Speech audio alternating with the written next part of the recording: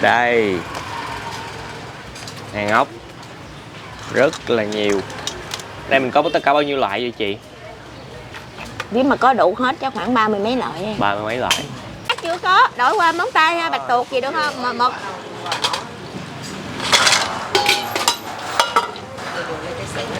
không, lên nướng đi kìa.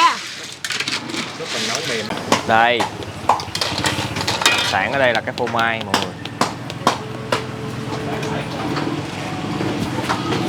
Hào phô mai. Để mình xem thôi nha mọi người.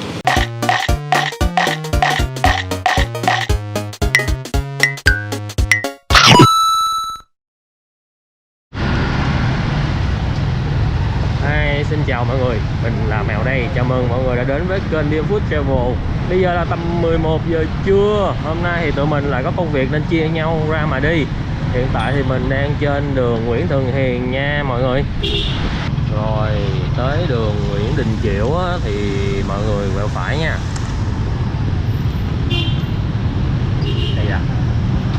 Đây là chợ vườn chuối nè.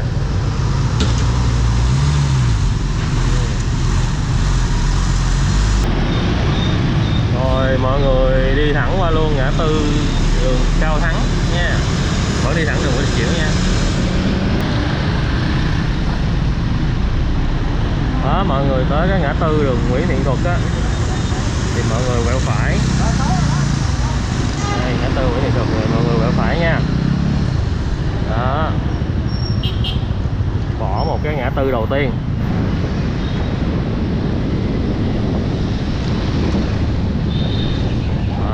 Tới cái ngã tư thứ hai thì mọi người quẹo phải vô khu phố văn hóa nè. Đó. Rồi thì bây giờ là mình đang trong hẻm 174 Nguyễn Thiện Thuật, thì mọi người kiếm 174/43 nha. Đây là trong chợ nha. Ở đây mới đúng rồi mọi người. Đây 174/43. Rồi.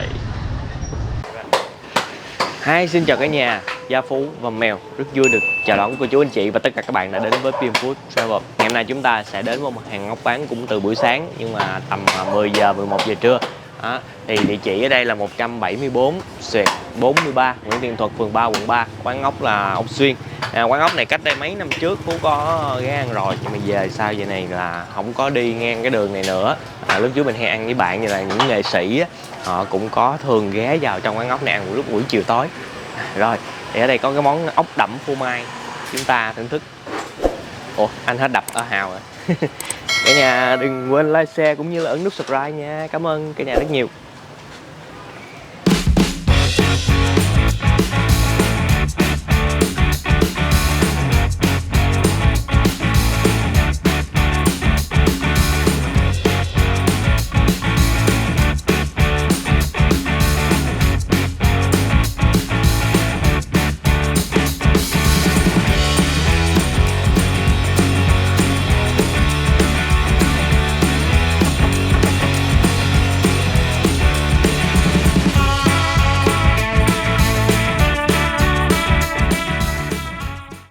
Đây, hàng ốc rất là nhiều.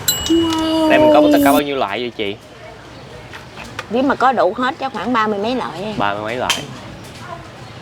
Nhìn là mọi người biết ốc gì mà phải không ta?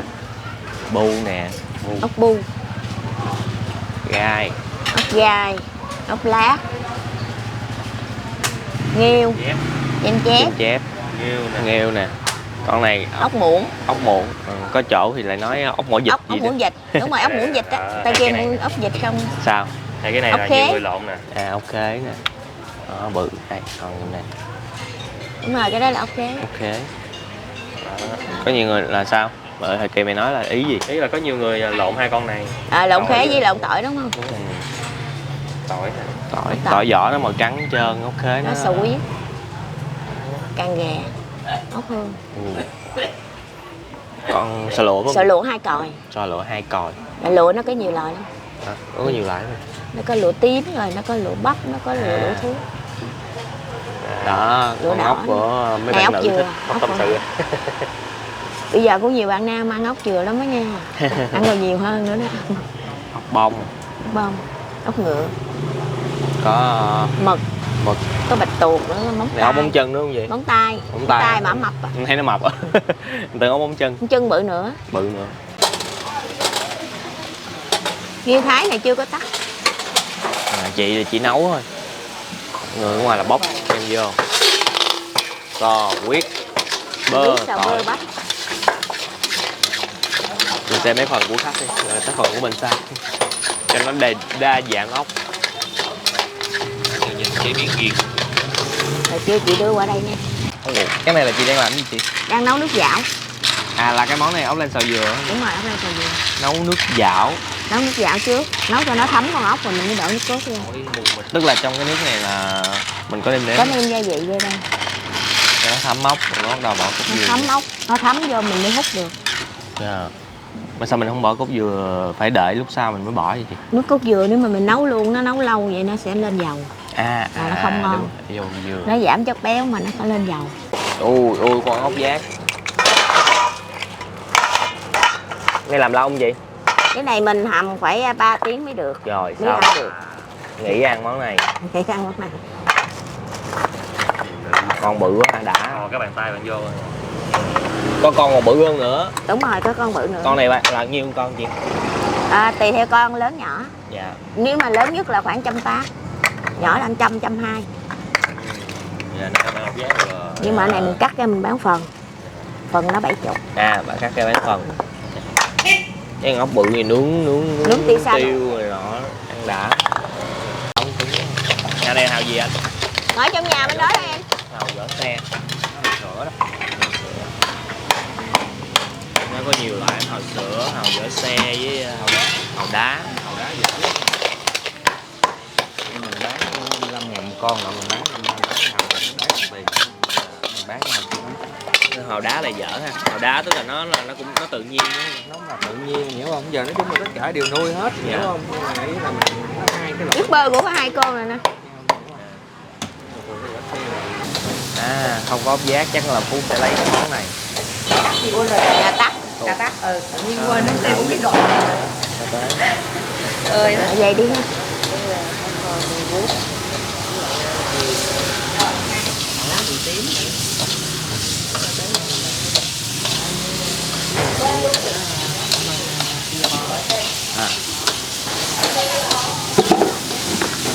Đó, mọi người ơi, thì không gian hiện nay buổi trưa là trong đây chỉ có 2-3 bàn thôi. Với lại bày bên kia 1-2 bàn trong nhà. Giờ bắt đầu có khách tới. Tôi thấy là có khách nước ngoài. Rồi không biết tới lượt mình sau đây. Hãy vô việc lẹ lẹ. Đi riêng con. Đây, giới thiệu với mọi người đây là chị Xuyến. Chị Xuyến ở hồi trước em nhớ là cái quầy của mình nằm ở giữa đúng không chị? Đúng rồi em. Ủa giờ sao giờ mình dời vô? Dịch đó, dịch xong rồi người ta bắt mình dời vô mấy trong rồi giờ cho nó thoáng. Dạ. Ủa vậy giờ thì cái giờ bán chị có thay đổi gì không? Không, giờ bán thì cũng mới vậy, 10 giờ sáng tới 10 giờ tối. 10 giờ sáng đến 10 giờ tối. Vậy là có chỗ này mình có thêm một chỗ ăn buổi sáng. Bữa mình quay kia là 9 giờ, 8-9 giờ bán. Đây chị bán 10 giờ. Mà lại nhiều loại ốc hơn. Đây là ốc dừa nè. Dừa sắp bơ. Lấy. Cái này phải lấy rồi. Có 2 bạn nữ không? Nữ là thích ăn ốc này. Ốc này Không hiểu lý do vì sao. ốc tâm sự. Ốc tâm sự. Một cái tên hay. Đúng rồi, ngồi lễ ngồi nói chuyện. Dĩa chị bán này là bao nhiêu? Dĩa này là 70. 70. Ốc dừa. Dừa.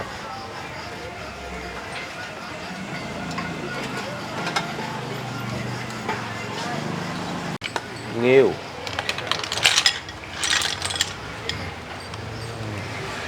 Con này nhiêu chị? Tô này 55. 55. Ốc bươu nướng tiêu này nhìn ngon quá nè. 8 con. Phần này sao chị? Một phần đó cũng 55, 8 con. Nói chung là giá nhớ là thấy trong menu là khoảng từ 55.000. Đúng rồi. Ốc tỏi.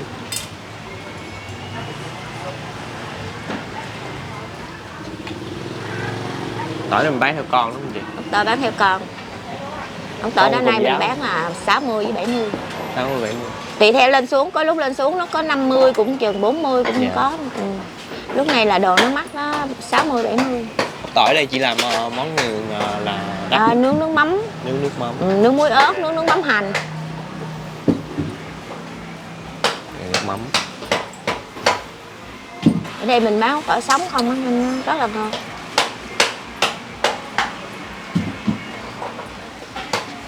Này chị có ốc giác không? Có ốc giác luôn, chưa có hầm kịp. À. Ừ.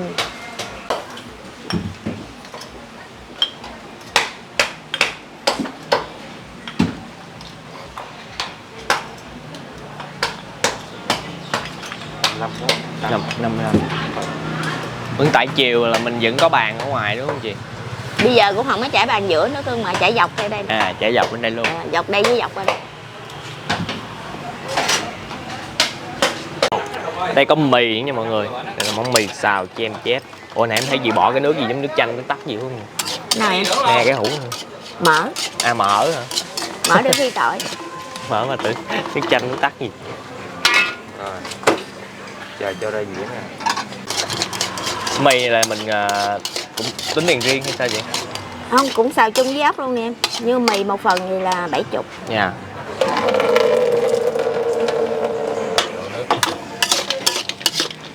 Chim chép nó ra nước á. Dạ. Rồi không bỏ. Nước đó mình không có giữ. Giữ nó nhão mì. Nhào mì. Rồi nãy giờ thấy nữ giới tới ăn. Dép mì của hai cô sát cầu thang. Chị đúng không? Một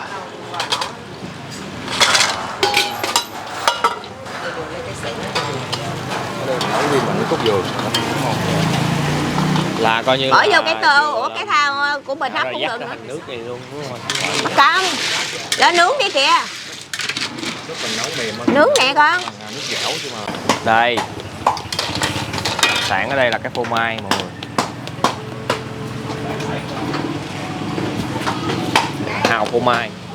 Đây mình xem thôi nha mọi người. Bữa nay phố không ăn hào nha. Bữa quay bò ăn 12 con hào ứ hự rồi.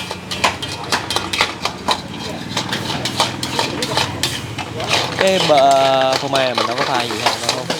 Chất rồi. Phô mai tươi á, cái mình xay ra, có xay ra. Đó, ăn ngọt mai để cho nó kẹt. À.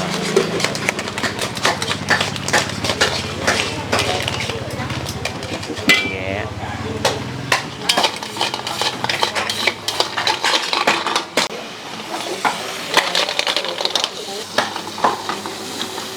Chân giá tiêu với chim chép vậy luôn. Là càng ghẹ mắm nhĩ đúng không? Chân ghẻ mắm tấp mỡ. À mắm tớp mỡ.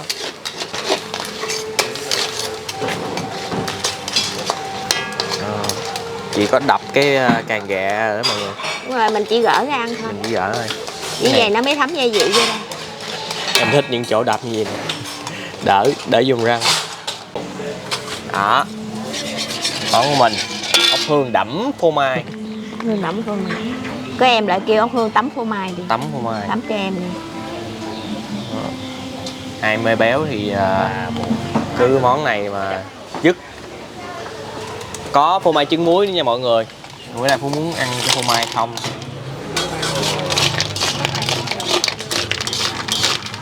Đây là hai món best seller của quán là ốc hương trứng. Ốc hương phô mai nè. trứng muối. Đó với lại cái càng ghẹ. Ghẹ mắm tấp mỡ.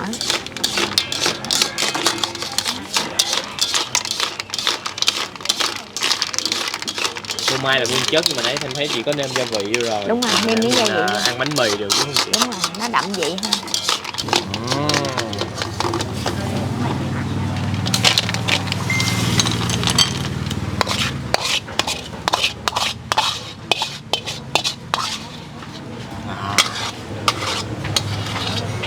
Tuyệt vời.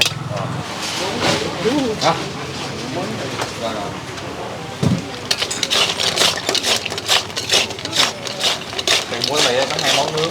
Nướng mà phát cái nè.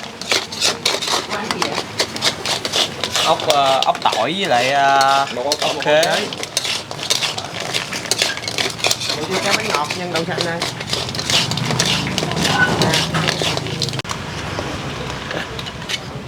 này hơi tội bạn mèo một tí xíu là tại vì hai bếp hai bên mà máy thì chỉ có một, phải nhảy qua nhảy lại, nhảy qua nhảy lại.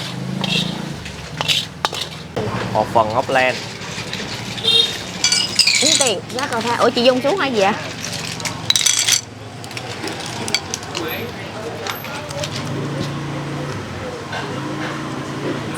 Rồi đây, ở đây có một cách ăn rất là nhìn rất là hấp dẫn và dễ ăn đến mọi người, đó là ốc tỏi và ốc khế. Mình sẽ cắt ra rồi để cái xò mai nướng như luôn. Đây là hai cái con mà Phú kêu, nó lấy là kêu một loại, kêu hai loại, cái mỡ hành, cái nướng mắm. Đây là khế đúng không? Này tỏi này. À tỏi này khế. Con cam cam này. Rồi. Ủa em bỏ hai cái mỡ hành luôn rồi. Cái nước mắm mỡ hành. Ăn ngon con nữ. Ok, có thêm mỡ hành nó béo. Ok.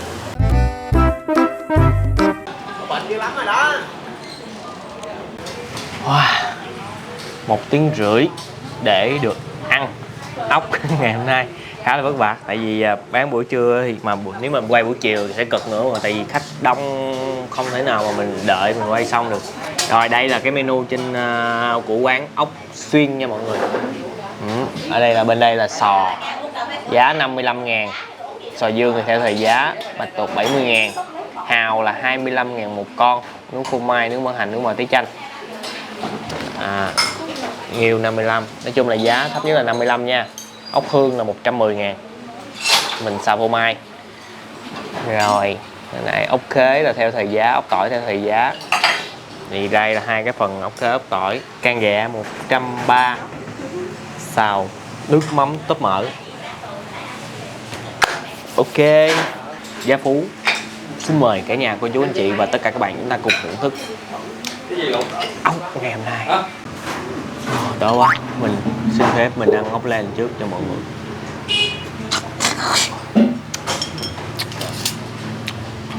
Uống nước à.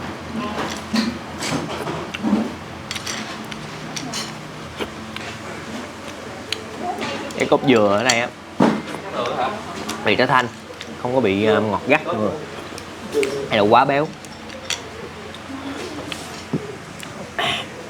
Ngọt, mặn vừa phải.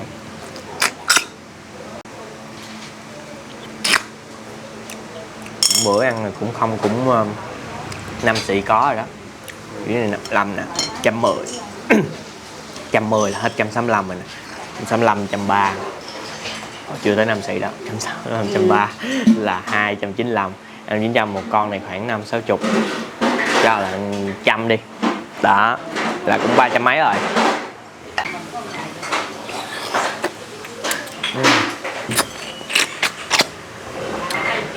Với mọi người ở nhà thường có hay ăn cơm với cái món này không? Không, ở nhà mình thì có làm món này nhưng mà không phải làm cốt dừa, mà dạng làm xào với lại lá tía tô á. Để ăn với cơm.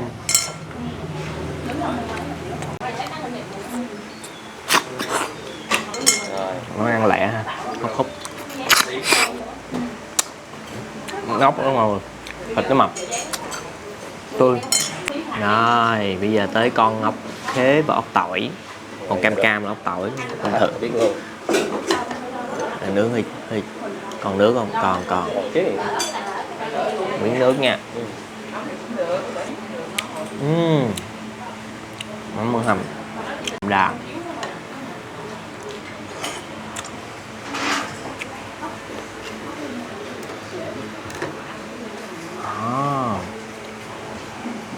Yêu thích như vậy nè, nướng như vậy nè mọi người, thấy được hết cái thịt ốc.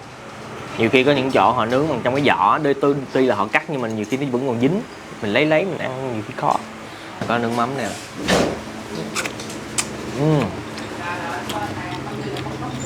Mềm sật, hơi dai. Rồi, chậm các bạn ơi.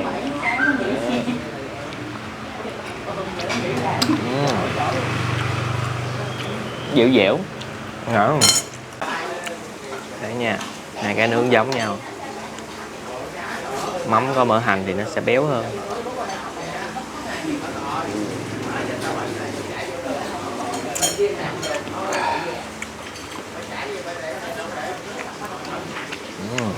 Rồi đó, dai. nó giòn hơn.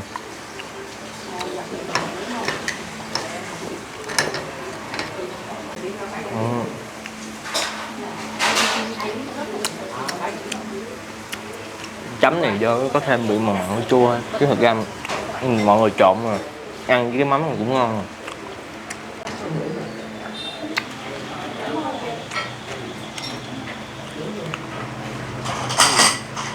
Món rồi làm miếng thịt mỡ nè.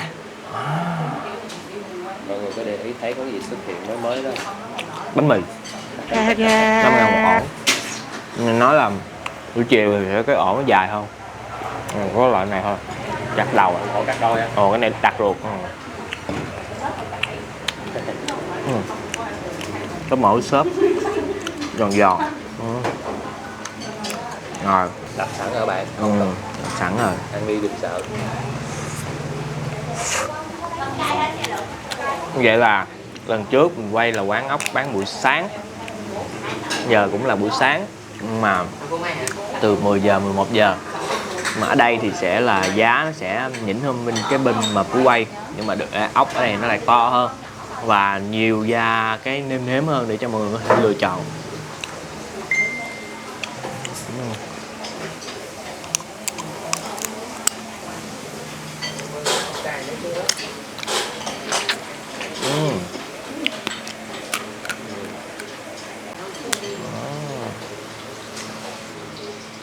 Đập rồi đó, 130 nha.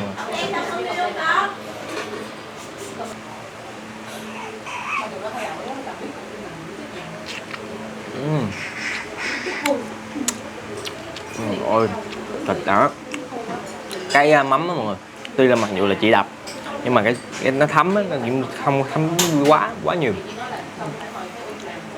Một miếng tép mỡ ăn nha. Rồi wow, muối cũng ngon mọi người.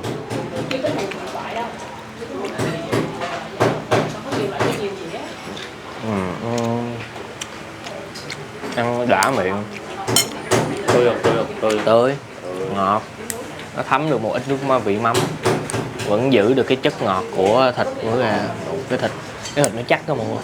Bởi vì đúng là tiền nào của nấy á, ăn cái dĩa càng ghẹ 30.000 thì cái càng nó nhỏ hơn vậy nữa, mà thịt nó thì nó sẽ không có thì nó không có chắc bằng.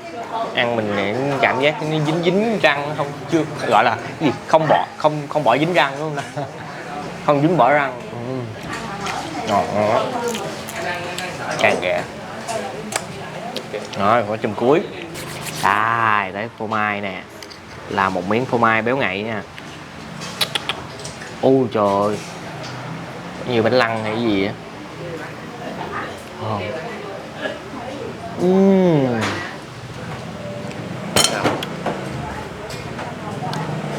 Đã quá, phô mai không béo, cái này mà ai mà đảo trứng muối nữa là tuyệt vời luôn á.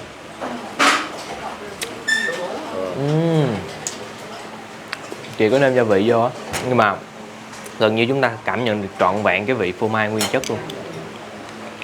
Béo đã rồi, làm con ốc nè.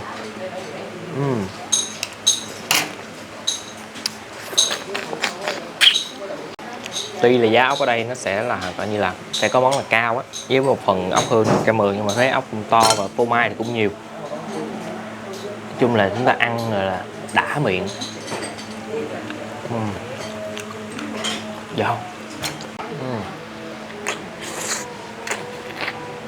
Cái này là phải coi như là phải vét sạch hết cái phô mai như mày cho mọi người mới đáng tiền nha. Này có nước mắm nữa, nãy trên chén nước mắm.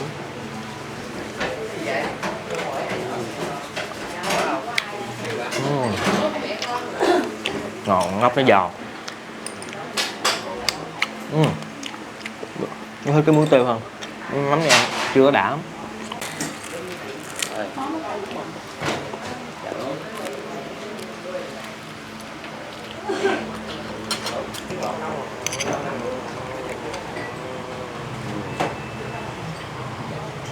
Bánh mì phô mai. Lấy là bỏ thịt ốc rồi nữa. Bỏ thịt. Mà vậy ăn không có cảm nhận được cái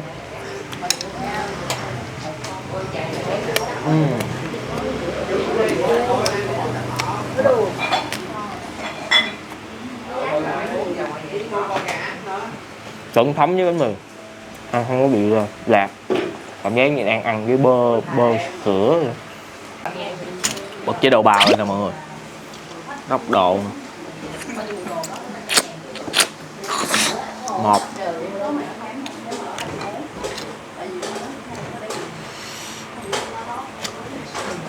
2 món thôi bà.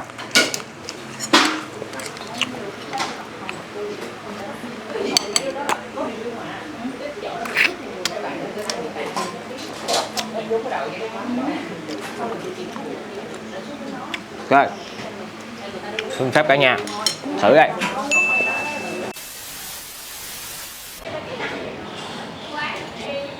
Đó mọi người, thì mọi người cũng có thể thấy thì đó là bên nó ngồi trong nhà, và lúc buổi trưa, buổi chiều thì sẽ để bàn ở đây. Ở đây sẽ có quầy nước để có nhiều loại nước cho mọi người uống luôn. Nước ngọt, trà tắc, đủ thứ luôn. Đặc biệt trà tắc. Đặc biệt trà tắc. Rồi thì ngày hôm nay đã giới thiệu một hàng ốc khá chất lượng ở chợ Bàn Cờ để gửi đến cho mọi người. Ai đã từng, mình nghĩ là chắc là cũng nhiều người đã từng ăn hàng ốc xuyên rồi, thì chia sẻ cảm nhận ở dưới để mọi người cùng tham khảo và đến thưởng thức thử nha. Cá nhân Phú thì với giá tiền như vậy, ăn và cái hương vị cũng rất là chất lượng. Ở đây nêm nếm rất là vừa ăn, có món cái ốc đậm phô mai rất là thích cho những ai đam mê béo. Rồi nói chung là nhiều hương vị, tha hồ lựa chọn. Cảm ơn cả nhà đã dành thời gian xem clip từ nãy đến giờ. Đừng quên một món ăn ngon sẽ ngon hơn nếu chúng ta thưởng thức cùng người thân, bạn bè và chia sẻ nó với tất cả mọi người. Xin chào và hẹn gặp lại cả nhà ở những clip hấp dẫn kế tiếp.